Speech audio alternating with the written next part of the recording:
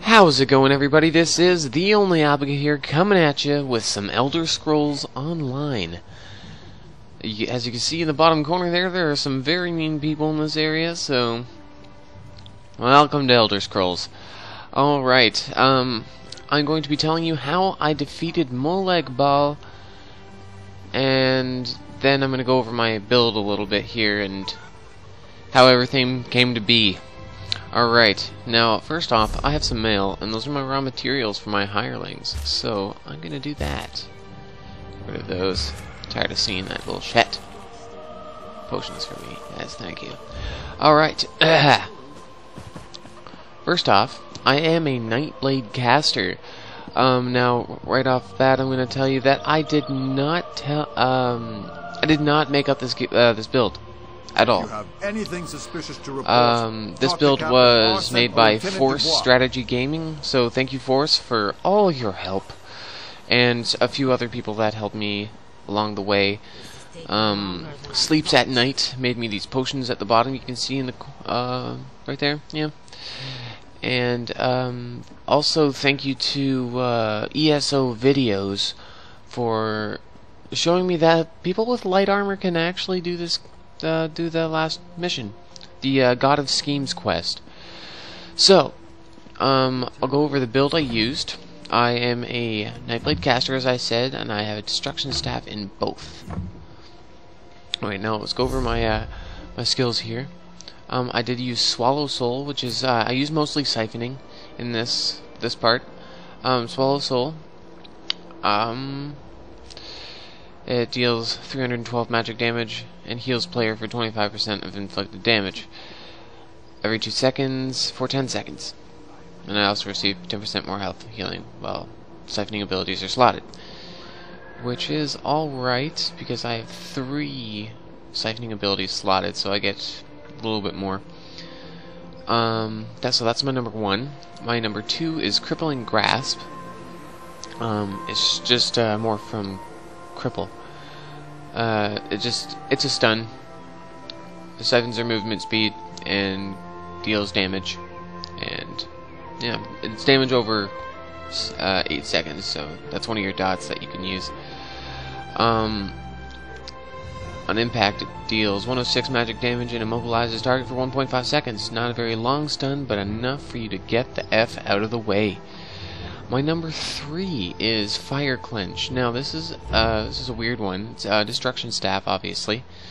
It's actually the first one up here, Destructive Clench. This is a morph. It all depends on what staff you're carrying. I am carrying an Inferno Staff of Fire. An Inferno Staff of Fire. So that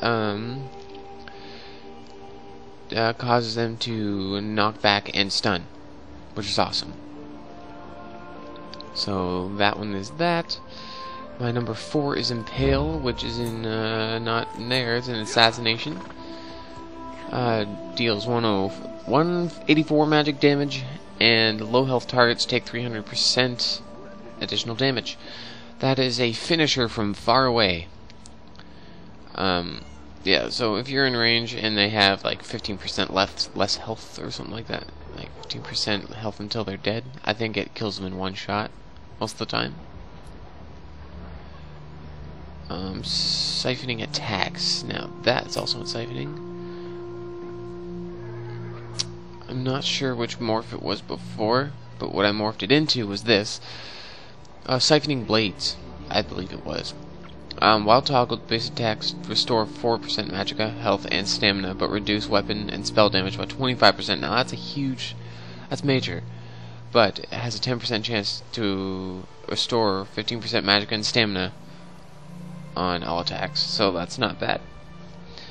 That's just oh, this is you're against one guy, just when you're against like a boss or something along the lines of that. Now, Fire Clench not all the time works on really big targets, so you might want to change that out if you want. Mine's more so for like little bosses at the end of like dungeons and stuff.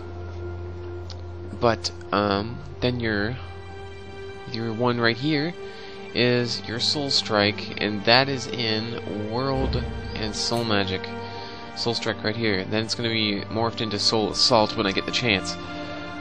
It deals 1,590 magic damage over 2.8 seconds and snares the target by 70% while active. It's not bad. Not bad at all. It's a lot of damage. Kicks a lot of ass. And that the guy on the other side that you're attacking can suck a lot of dick. So, that's all for that. Then I'll go over my passives and all the crap that I have. Yeah. Sorry that you had to see that I'm a werewolf. Bleh. If I had a choice, I would not be either.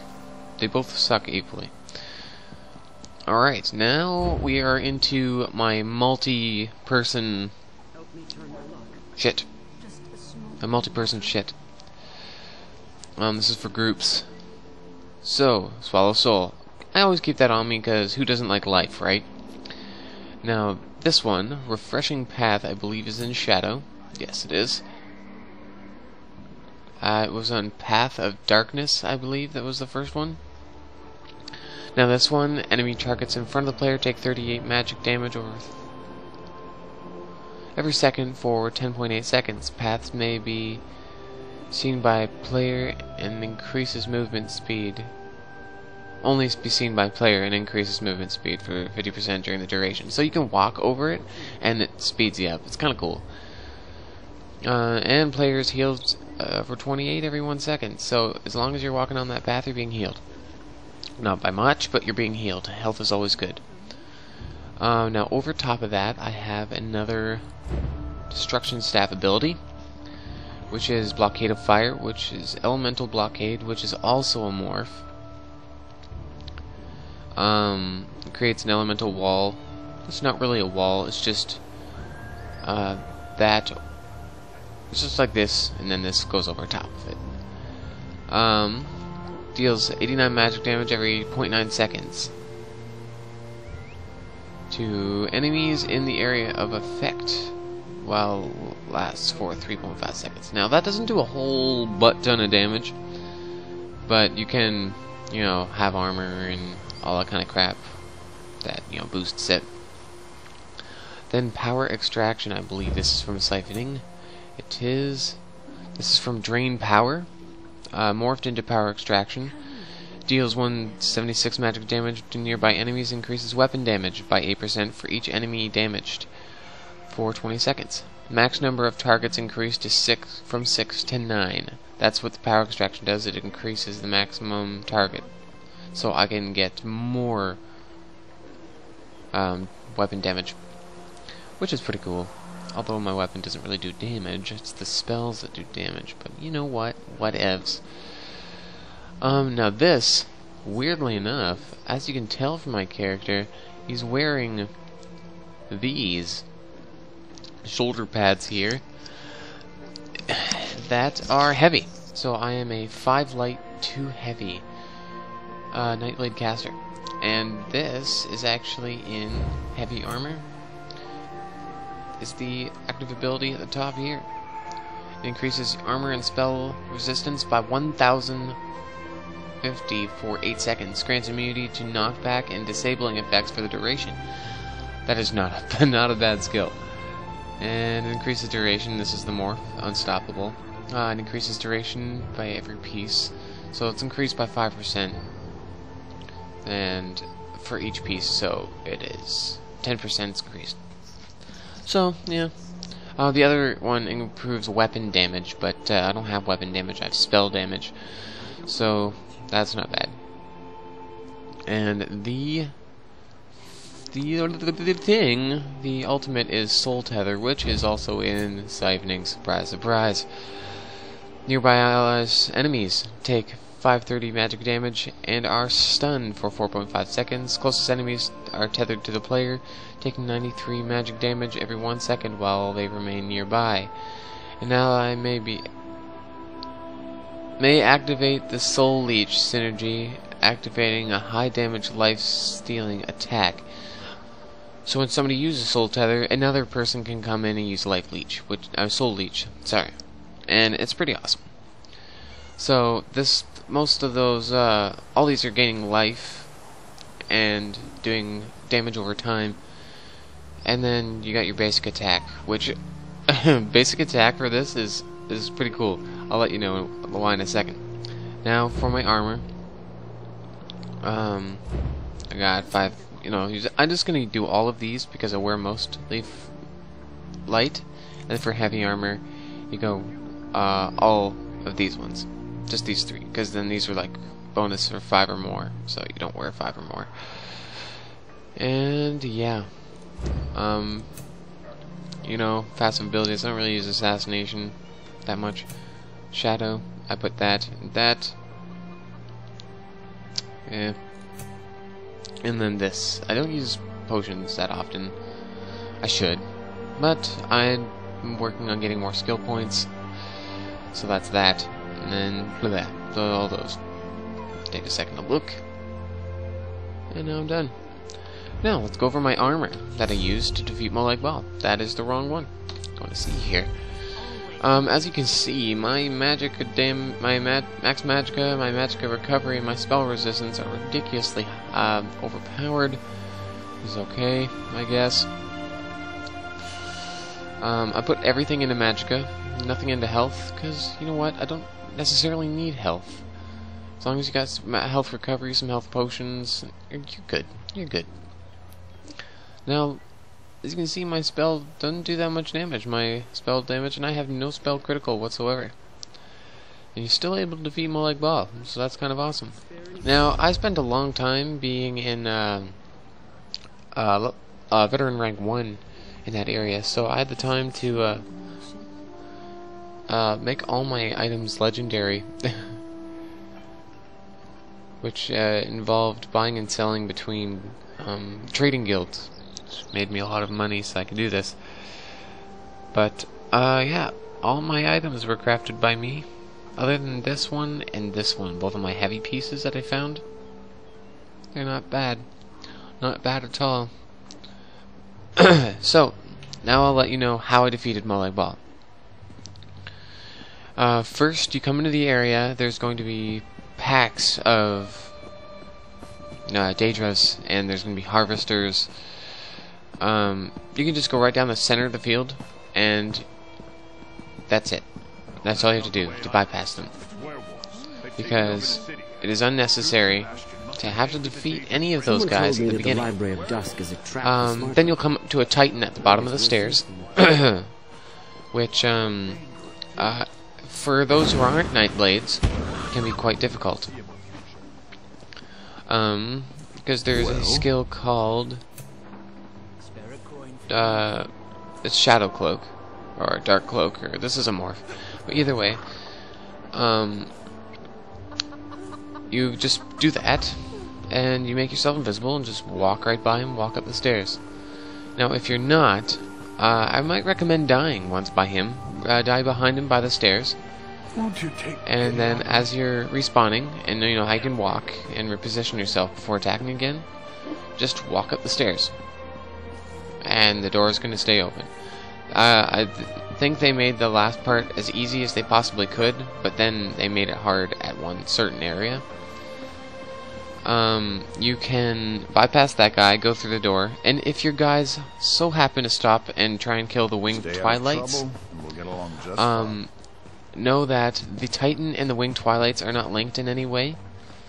So you can attack them from afar, the winged twilights that is, and they will come right to you, as opposed to destroying them right beside the Titan and getting his attention. Most of the time you will bypass them all completely, and if not, you know, just kill the twilights and then go through the door. Now, as you come through the door, you're going to go down a set of stairs. Now when you go down the set of stairs, there's going to be a Titan at the bottom. I recommend you do not go down the bottom of down those stairs. The second you come in the door, hard left, and go around everything until you can see Marco, and just go a little bit farther so you can get behind the skeletons on the other side. So that gives you more of an area to battle them. Now that is, I found it was harder than defeating Nightbalde himself, because there's 4 or 5 of them, and they're pretty hard, to be honest, if you're light armor. I used these potions right here. Spell critical. Leave that up for a second so you can read it, because I'm not going to read it for you, because I'm taking too much damn time. Yeah. I died once, but if you are having trouble with it, just defeat them one by one and respawn in the same spot and just keep going and going and going and going. Because those skeletons are a pain in the ass if you don't beat them the first time. If you're a light armor caster. Most people get through that right away because they're like heavy armor tanks. Which, you know, I find isn't fair sometimes, because everything should be able to defeat everything in this game. That's why they made it, right? But, yeah, so after you defeat those 5 skeletons, finally, you have the option to release Metamarco. I released him, because I don't know why they would give that option unless there was something else in the game. So, just to make it fun, I freed him. I don't know why. But then you go through the door, then there will be a harvester. The harvester, you guys know, are those snake bitches. Snake bitch Daedras that heal themselves. Like, if you ever done the Fighters Guild quest, the final Fighters Guild quest, harvesters are a bitch. They really are. I complained so many times about these harvesters and how they're too strong. But you know what? They're beatable. They're beatable. Just have to dodge. I have no stamina. Imagine me dodging. So you'll finally kill her, and then that's it. You go through the door, and you have to sacrifice one of your followers. I chose Sai Sahan because he wanted to go, and just think of everything he's been through and all the letting down he's done to his people. He wanted to go. I'll let him go. Plus Lyris is young, and Baron is the Emperor. And I don't know why I would kill him. Because he's my homie. So, I sacrifice Sai Sahan. Then you get Divine Power. Which is pretty sick. Pretty sick. You go burst a hole through a wall. Watch out for Nightbalde's fireballs that he throws. So then you just wander up the paths, killing Daedras in one shot, by the way. Everything's easy. It's meant to be easy. You one-shot everything. And, again, watch out for Nightbalde's fire. If you're a vampire, you're going to have a very hard time doing this. 'Cause everything is on fire in this game. So once you defeat that, you come to Nightbalde. He picks you up, and you press X. It shatters him until he goes really small, and then this is where it gets freaking awesome. I killed Nightbalde by doing this. Yeah, that's right. Basic attacks, motherfuckers. Basic attacks. It took me about 5 minutes, to be honest. There's been times where he got me to low health. That's where my potions came in handy, and my siphoning came in handy. Other than that, watch out for his fire damage. He does a few stuns, so just try and avoid them as much as possible. I recommend blocking. So right click and then press. Press. That directs back fireballs and all that kind of shit. Also siphon him as much as you can. This single target ultimate doesn't work unless you beat that last mission. So that's good for veteran rank. It's a very good start for veteran rank. I've been able to kill anything and I haven't died once. I died once because I fell too far off a cliff, but that's different. Other than that, that would be the Nightbalde Warlock build by Force Strategy Gaming. Thank you again, Force. I will link his channel in the bottom. Also, thank you to ESO Videos. I will link that video in the bottom as well, because it was very helpful, and it shows you that somebody with light armor can actually defeat Nightbalde. And, yeah. thank you to Sleeps at Night for the potions that he made me. And I'm sorry, you guys, that I haven't made a video in a while, but I really don't have any motivation to make videos that much. Because I don't get very many views, and I only have 20 subscribers, and I've been on here for 2 years.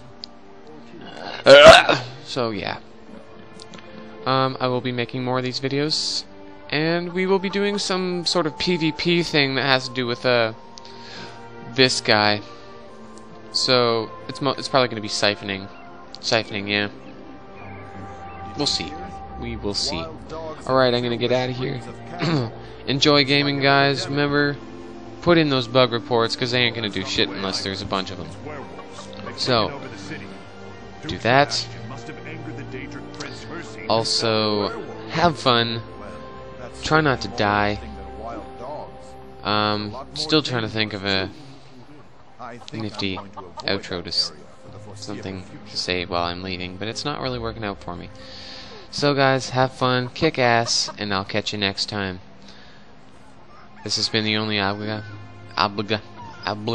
This has been the only Obliga signing out. Peace out, people.